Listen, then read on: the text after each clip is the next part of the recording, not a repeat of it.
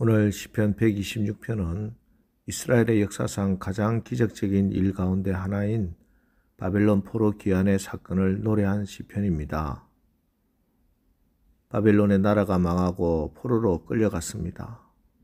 그리고 70여 년이 지나면서 페르시아 제국이 바벨론을 무너뜨립니다. 그런데 이 페르시아의 왕 고레스가 포로로 끌려왔던 이스라엘 백성은 돌아가도 좋다 하는 칙령을 내립니다. 이게 꿈인가 생신가 믿어지지 않는 일이 일어난 것입니다. 1절 여호와께서 시온의 포로를 돌려보내실 때 우리는 꿈꾸는 것 같았도다. 여러분, 오늘 새벽에 기도할 때 여러분에게 이런 기도 응답이 임하기를 축복합니다. 기도하면, 특별히 교회가 합심해서 기도하면 꿈꾸는 것 같은 응답이 임할 것입니다. 사도행전 12장에 보면 초대교회 핍박이 시작되고 사도들 중에 첫 번째 순교자가 나옵니다. 헤롯 왕, 여기서 헤롯은 헤롯 아그리파 1세인데요. 이 헤롯이 야고보 사도를 칼로 죽입니다. 그런데 사람들이 굉장히 좋아하는 겁니다. 그래서 베드로까지 죽이면 백성들이 나를 더 많이 지지하겠구나. 그래서 베드로를 죽이려고 옥에 가두었습니다. 그런데 그때가 무교절이었습니다. 그래서 이 무교절이 끝나면 베드로를 처형해야겠다 하고 군사 4명을 한 팀으로 해서 4팀이 베드로를 쇠사슬에 묶어서 옥에 가두고 철저하게 지킵니다. 이때 사도행전 12장 5절 이에 베드로는 옥에 갇혔고 교회는 그를 위하여 간절히 하나님께 기도하더라. 여러분, 왕의 군사력 앞에, 왕의 권력 앞에 초대교회는 태풍 앞에 촛불과 같이 미약했습니다. 그러나 그 태풍 앞에서 교회는 포기하지 않고 절망하지 않고 낙심하지 않았습니다. 기도했습니다. 사도를 위하여 간절히 중보하면서 하나님께 기도했습니다. 하지만 기도하는데도 아무 일도 일어나지 않았습니다. 언제까지? 사도행전 12장 6절 헤롯이 잡아내려고 하는 그 전날 밤에 베드로가 두 군인 틈에서 두 쇠사슬에 묶여 누워 자는데 파수꾼들이 문 밖에서 옥을 지키더니 무교절이 7일이니 한 7일 동안 기도 응답이 없었어요. 그리고 이제 내일이면 사형을 집행하는 그 전날 밤이 된 거예요. 그런데 그 밤에 천사가 자고 있는 베드로의 옆구리를 쳐서 깨우고 쇠사슬을 벗기고 옥문을 열어 나오게 합니다. 이게 무슨 일인가 믿기질 않았어요. 그래서 성경은 이렇게 기록하고 있습니다. 사도행전 12장 9절 베드로가 나와서 따라갈새 천사가 하는 것이 생시인 줄 알지 못하고 환상을 보는가 하니라. 이 구절을 유진 피터슨 목사님은 메시지 성경에서 좀 더 생생하게 이렇게 번역했습니다. 베드로는 따라가면서도 자기가 꿈을 꾸고 있다고 생각했다. 어디 베드로뿐입니까?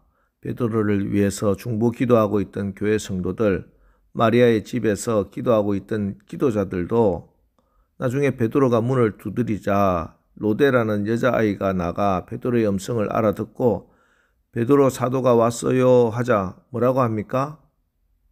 사도행전 12장 15절 그들이 말하되 내가 미쳤다 하나 여자아이는 힘써 말하되 참말이라 하니 그들이 말하되 그러면 그의 천사라 하더라. 기도 응답을 받고도 믿질 않았어요. 여러분, 지금 이 자리에 나와서 기도는 하지만 정말 그런 기적과 같은 일이 일어날 수 있을까? 아님, 지금 이 지경까지 되었는데 여기서 무슨 해결 방법이 있겠는가? 정말 낙심 가운데 기도하고 계신 분이 있습니까? 그래도 여러분, 우리 기도합시다.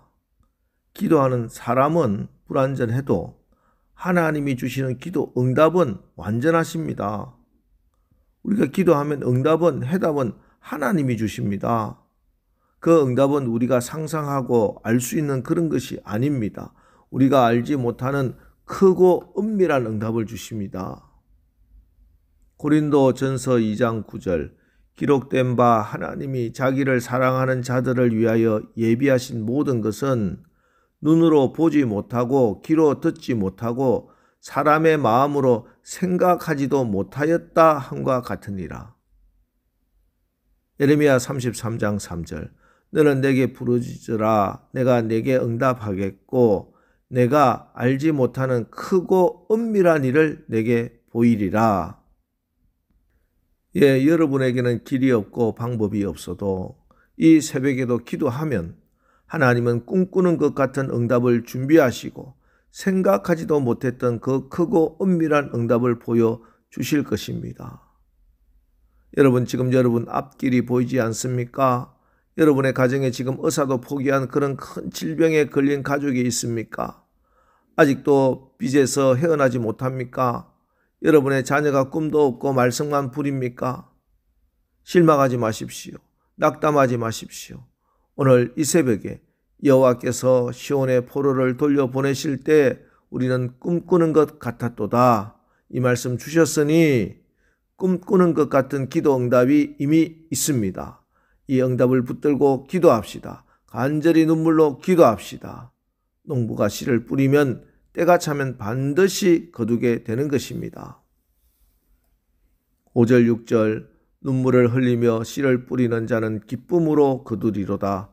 울며 씨를 뿌리러 나가는 자는 반드시 기쁨으로 그 곡식단을 가지고 돌아오리로다. 여러분 여기 눈물을 흘리며 씨를 뿌리는 것, 울며 씨를 뿌리는 것이 무엇일까요? 문제는 회개의 눈물입니다. 때가 찼다. 하나님의 나라가 도래했다. 회개하고 이 복음을 믿어라.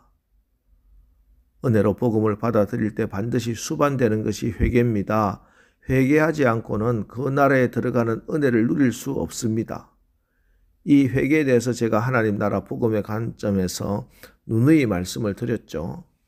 지금까지 하나님을 왕으로 인정하지 않고 세상을 주인으로 여기고 섬기고 내 욕심대로 살다가 이제 예수 나라 하나님 나라의 다스림을 받고 그분의 나라에 나를 들여 충성을 다하는 것, 즉 왕을 바꾸고 주인을 바꾸고 통치하는 법을 바꾸는 것, 나라가 바뀌는 것, 이것이 회개입니다. 갈라디아서 2장 20절 내가 그리스도와 함께 십자가에 못 박혔나니 그런즉 이제는 내가 사는 것이 아니요 오직 내 안에 그리스도께서 사시는 것이라. 이제 내가 육체 가운데 사는 것은 나를 사랑하사 나를 위하여 자기 자신을 버리신 하나님의 아들을 믿는 믿음 안에서 사는 것입니다. 그리고 어떻게 사는 것이 하나님 나라를 위해서 사는 것인가? 그래서 여기 실패하면 어떤 때는 눈물을 흘리며 반성하고 다시 삶의 자세와 태도를 바꾸는 겁니다. 이것이 회개입니다. 이것을 우리 주님은 산상수훈의 팔복에서 애통하는 것이다 이렇게 가르쳐 주셨습니다. 여러분이 말씀대로 살아보려고 하지만 때때로 유혹에 넘어가고 죄에 넘어질 때가 있지요. 날마다 선으로 악을 이겨야 하는데 악에게 질 때가 얼마나 많습니까? 이때 스스로 참 비참해집니다. 정말 이런 경험 해보지 않습니까? 바로 이때 원수마귀는 이러한 기회를 포착하여 우리에게 도전해 옵니다. 야, 김 목사, 그러고도 네가 목사야? 그만둬, 포기해. 그러나 속지 마십시오.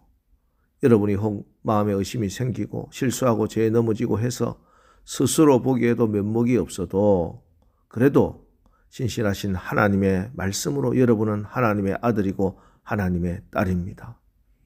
여러분의 어떤 공로가 아니라 전적인 하나님의 은혜로 여러분이 하나님의 아들이고 하나님의 딸입니다.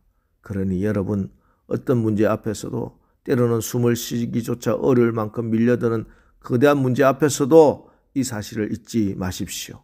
나는 하나님의 자녀다. 하나님이 내 편이 되신 적 누가 나의 대적이 되겠는가? 하나님이 나와 동행하시는 적 나는 사람들이 겉으로 보는 것처럼 약하지 않고 내가 나를 생각하는 것처럼 연약하지 않다. 하나님이 나와 함께 하시나니 하나님이 나의 아버지 되시니. 아멘. 이게 참 회개하는 것이고 이게 울며 씨를 뿌리는 것입니다. 그리고 눈물을 흘리며 씨를 뿌리는 것, 울며 씨를 뿌리는 것은 눈물의 기도입니다. 히스기야 왕이 39살의 나이에 병이 들어 죽게 되었습니다. 하나님은 선지자를 통하여 히스기야가 죽을 때가 되었다고 했습니다. 성경학자들은 이때 히스기야가 피부암에 걸린 것이다 이렇게 생각합니다. 암병에 걸렸어요. 이때 히스기야는 낯을 벽을 향하고 성전을 향하여 하나님께 눈물로 기도합니다. 그랬더니 놀라운 일이 일어났습니다. 3일 만에 그 암덩어리가 사라졌습니다. 생명이 15년이나 연장되었습니다. 자기 인생의 판도를 뒤바꾸어 놓았습니다. 이스라엘의 역사도 바꾸어 놓았고 심지어 지구의 궤도를 10도나 뒤로 돌려 놓았습니다. 그런데 이때 우리 하나님이 히스기야의 기도 응답하시면서 이렇게 말씀하십니다. 열왕기하 20장 5절 6절 내가 내 기도를 들었고 내 눈물을 보았노라. 내가 너를 낫게 하리니 내가 3일 만에 여호와의 성전에 올라가겠고 내가 내 날에 15년을 더할 것이며 내가 너와 이 성을 아수르 왕의 손에서 구원하고 내가 나를 위하고 또 내 종 다윗을 위함으로 이 성을 보호하리라. 여러분이 하나님께 눈물로 기도할 때 긍휼이 풍성하신 하나님은 여러분의 눈물의 기도를 보고 계십니다. 외면하지 않습니다. 여러분이 눈물로 기도하면 문제가 녹아지기 시작하는 겁니다. 평생 기도로 승리했던 다윗의 기도를 들어보십시오. 시편 56편 8절 나의 유리함을 주께서 계수하셨사오니 나의 눈물을 주의 병에 담으소서. 이것이 주의 책에 기록되지 아니하였나이까. 다윗은 하나님께 자기가 지금 흘리는 모든 눈물을 눈물병에 담으신다 이렇게 고백합니다. 하나님께서 왜 다윗의 흘린 눈물을 눈물병에 담으시겠습니까? 그 흘린 눈물 닦아주시고 영광으로 갚아주시기 위해서입니다.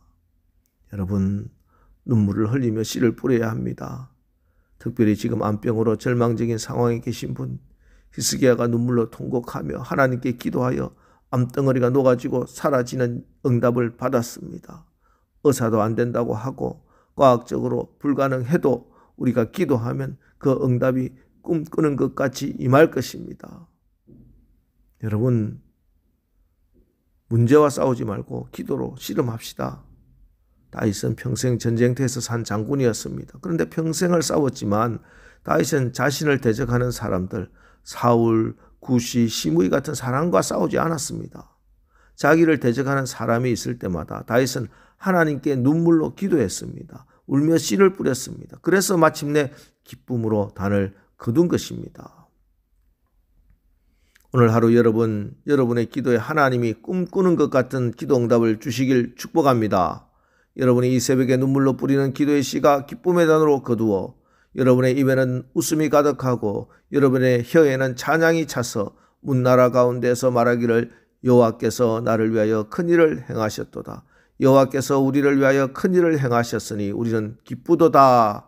간증하고 증거하는 기도 응답의 주인공, 간증의 주인공 되기를 주님의 이름으로 축원합니다. 자, 이제 오늘 말씀을 붙들고 주여, 오늘도 하나님께 나와 기도할 때, 눈물로 회개하며 기도할 때 꿈꾸는 것 같은 기도 응답을 받게 하옵소서. 기쁨으로 단을 거두게 하옵소서. 오늘 말씀을 붙들고 우리 합심해서 기도하고 나가겠습니다. 우리 기도하겠습니다.